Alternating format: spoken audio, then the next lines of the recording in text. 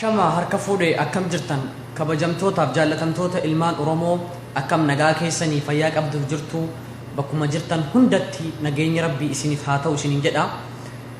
Hadda qabxii sadi qabadhee dhufeetiin jira. Lama injifannoolee gootuwwan ilmaan Oromoo galmeessan keessaa isaan gurguddoo ijoo ta'anii fi tokko dhaloota ammaa kun tokkummaadhaan humnaan waan galmeessuu qabu lafa waliif keenya jechuudha. Ummanni Oromoo akkuma beekamu qabsoo isaa keessatti injifannoolee hedduu galmeessee jira. Injifannoolee isaan galmeessan keessaa isaan ijoo mataa ta'an lama wajjin haa laallu. Tokkoffaa Oromiyaa hogguu jennu Oromiyaa diinni sirni ilmaan nafxanyootaa ummata Oromoodhaa kan sirna gadaatiin Oromiyaa irratti wal bulchaa ture jaalalaan kabajaan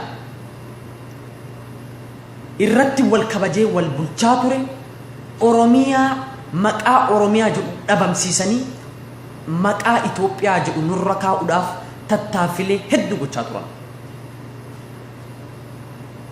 Oromiyaa diinni gara maraan balleessuudhaaf tattaafatan gootuwwan ilmaan Oromoodhaa harkitti muramee harmitti muramee lafeen itti cabee gootuwwan ilmaan Oromoo meeqa dhiigni isaanii dhangala'ee diina maqaa Itoophiyaa jedhu nurra kaa'uudhaaf tattaafatu dura dhaabbatanii Oromiyaa mul'isanii jiran jechuudha.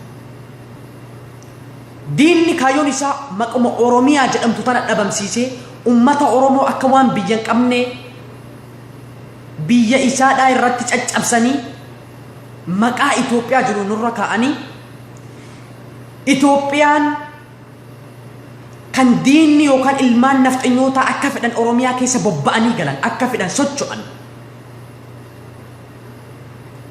maqaa Itoophiyaa jedhu nurra kaa'an maqaa Oromiyaa jedhamu dhabamsiisan joogiraafii lafaatiin Oromiyaa balleessuudhaaf ummata Oromoo gandaan qoqqooduudhaaf Baalee akka Baaleetti of laalchisuudhaaf Baalee akka biyyaatti Walloo akka biyyaatti Wallagga akka biyyaatti Harar akka biyyaatti of laalchisuudhaaf tattaaffilee isaan hedduu godhanii ummata Oromoo walitti buusuudhaaf gandaan qooduudhaaf tattaaffii hedduu gochaa turan Oromiyaa joogiraafii lafaatiin balleessuudhaaf tattaafatan gootuwwan ilmaan Oromoo dura dhaabbachuudhaan dhiigni itti dhangala'ee harmi itti muramee Oromiyaa joogiraafii lafaatiin mul'isanii Oromiyaan ta'oo Oromoo qofa akka taate mul'isanii jiran jechuudha. Oromiyaan ta'oo Oromoo ergaa taate Oromiyaa irratti ummata Oromoo malee namni tokko murteessuu hin danda'u diinni kamuu murteessuu hin danda'u Oromiyaan ta'oo Oromooti. Oromiyaa joogiraafii lafaatiin mul'isanii kaartaa itti godhanii daangaa itti godhanii lafti tun kan Oromooti.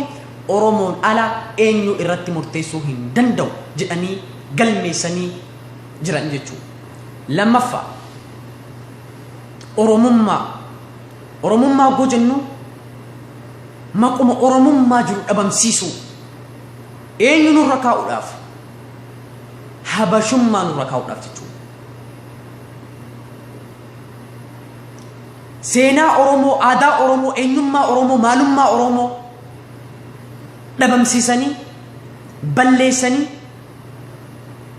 maqaa habashaa jedhu nurra kaa'uudhaaf ummata Oromoo walitti buusanii gandaan amantaan kutaadhaan balleessanii Oromummaa aadaa Oromoo seenaa Oromoo eenyummaa Oromoo dhabamsiisanii kan habashaadhaa nurra kaa'uudhaaf tattaaffii isaan guddaa nurratti gochaa turan gootuwwan ilmaan Oromoodhaa dura dhaabbachuudhaan Oromummaan faaya akka taate Oromummaan dhiiga akka taate addunyaa kanatti mul'isanii galmooytee jirti jechuudha. Oromummaa habashummaa dhuunfamuudhaaf diinni nurratti tattaaffii gochaa ture. Oromummaa balleessuudhaaf tattaafatan. Ummata Oromoo maqaa isaa dhabamsiisuudhaaf tattaafatan.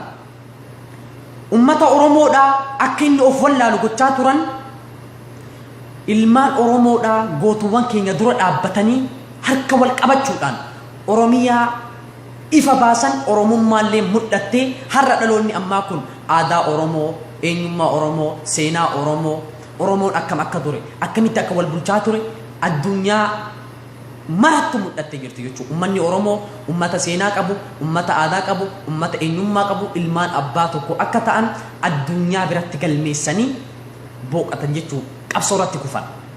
Injifannoolee gurguddaadha kun, injifannoo hedduutu jira. Injifannoolee keessaa Oromiyaa mul'isuu, Oromummaa mul'isuu. Oromiyaa ji'oogiraafii lafaatiin kan Oromoo akka taate agarsiisuu fi Oromummaa diinni balleessuudhaaf tattaaffii godhe gootuuwwan keenya dura dhaabbachuudhaan Oromummaa addunyaa kanatti mul'isanii kun injifannoolee diinni of duuba deebisuu hin dandeenye keessaa isa ijoodha. Sadaffaa dhaloonni amma gootuuwwan keenya Oromiyaa mul'isanii jiran Oromummaan faaya akka taate addunyaa kanatti agarsiisanii jiran. Sadaffaanoo maali laata? Dhaloota ammaa kanarraa wanti qabatamaan barbaachisu.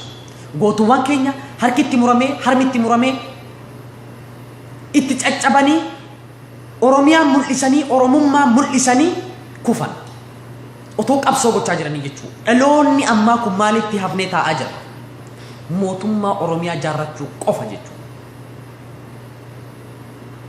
Mootummaa Oromiyaa kan uummanni Oromoodhaa olaantummaa amantaatiin osoo hin taane, gandummaan osoo hin taane, mootummaa Oromiyaadhaa kan ilmaan Oromootiin qixate, kan sabboontota ilmaan Oromootiin ijaarame mootummaa Oromiyaadhaa ijaarrachuu jechuudha. Akka amma diinni afaan Oromoo dubbatee Oromiyaa keessa socho'ee nu gurguratu kan osoo hin taane qabatamatti qabsaa'onni keenya kan durarraan qabsoo godhanii qabsootti walitti darbaa turan Oromiyaa irratti gattaa'uudhaan uummanni Oromoo waggaa 120 danqaraa keessa jiru biyya ofii irratti dacha'uudhaan mootummaa Oromiyaadhaa kan uummanni Oromoo hiree mataa ofii keessatti ofiif murteeffachuu danda'u kan diinni waa'ee Oromoo tokkollee isan galchine mootummaa Oromiyaa ijaarrachuu jechuudha. Mootummaa Oromiyaa ergaa ijaarranne qabeenyi Oromoo harka keenya jira, aangoon siyaasaa harka keenya jira, waan feene gochuu dandeenya jechuudha Oromiyaa irratti. Kanaaf dhaloonni ammaa kun Oromiyaa mul'atte, Oromummaa faaya taate addunyaan kun ittiin boonaa jirtu nurra darbanii addunyaan aadaa keenyaan boonaa jiran jechuudha. Sadaffaa wanti nurraa eeggamu gaa amma nuti dhaloota ammaa kana mootummaa Oromiyaa ijaarrachuudha. Akkamitti ijaarranna mootummaa Oromiyaa? Walirratti duura gochuu dhabuudhaan, adda bilisummaa Oromoo jala hiriiruudhaan,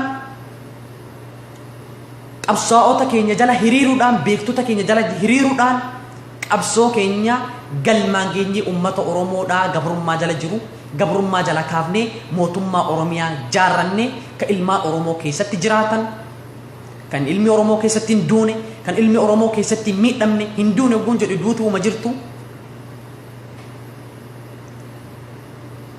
kan olaantummaa amantaa hin jirre ilmaan Oromoodhaa akka barbaadanitti biyya ofii irratti kan keessa jiraatan mootummaa Oromiyaadhaa ijaarrachuu jechuudha.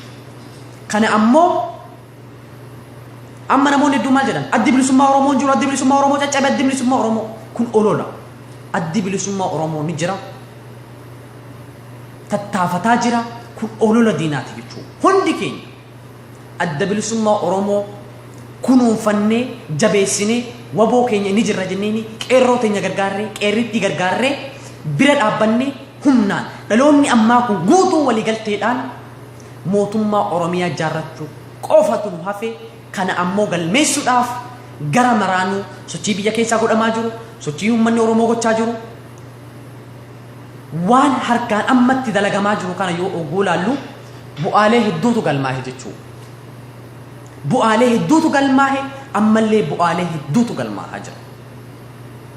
Kanaaf dhaloota ammaarraa wanti barbaachisu mootummaa Oromiyaa ijaarrachuudha. Kana ammoo adda bilisummaa Oromoo kallacha jala hiriirree qabeenyaan, yaadaan, deeggarsaan bira dhaabbachuun waan nurraa eeggamu tokko dhaloonni amma jirru. Qabsoon bara uummata Oromoo mararraa qarshii takka takkatu barbaachisa taanaan namni hundi ilmi Oromoo kan ta'e qarshii takka takka lafa kaa'a taanaan qabsoon wanti isin galman geenyeef hin jirtu. Amma nuti dirqama nurra jiru otomaa hin baane qabsoon ilmaan Oromoo maaliif galman geenye jennee boonya. Dura